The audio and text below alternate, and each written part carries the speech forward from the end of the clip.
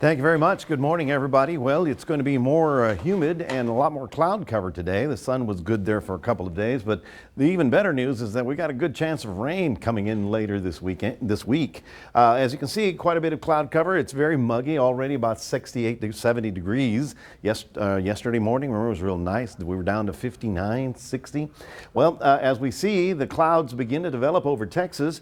The surface winds are coming up out of the Gulf. They're going to be strong this afternoon, probably back to the 25-mile-an-hour range. But then we start looking for the chance for some significant thunder bumpers around here. Now, on day one, which is today, there is a chance of an isolated thunder shower in central Texas and northbound, not necessarily for our area. However, tomorrow, that being Friday, get a load of this. We have already up to the slight chance of getting some severe weather in our viewing area. Those of you that are north toward Three Rivers, Beeville, all up to Karnes County and even San Antonio have a good shot at getting some big activity Friday afternoon. Then Saturday is our turn. All right, we've got several things coming at us. First of all, this frontal system is actually going to make it very close to our area.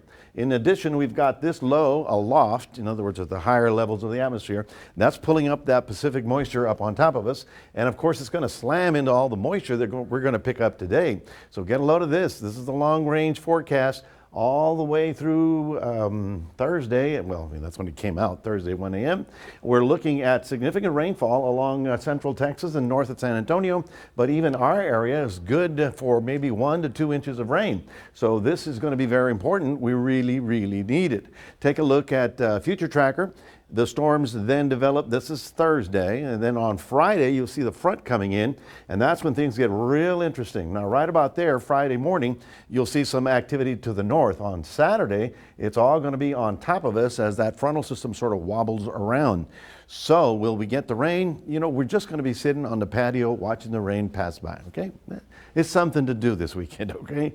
So we're looking windy today, and then clouds tomorrow, a shower or two Friday, main event on Saturday, and then Sunday it begins to decrease, although it'll probably still have a few little showers over the weekend as well. That is your 7-day forecast. We'll toss it back to Sonia.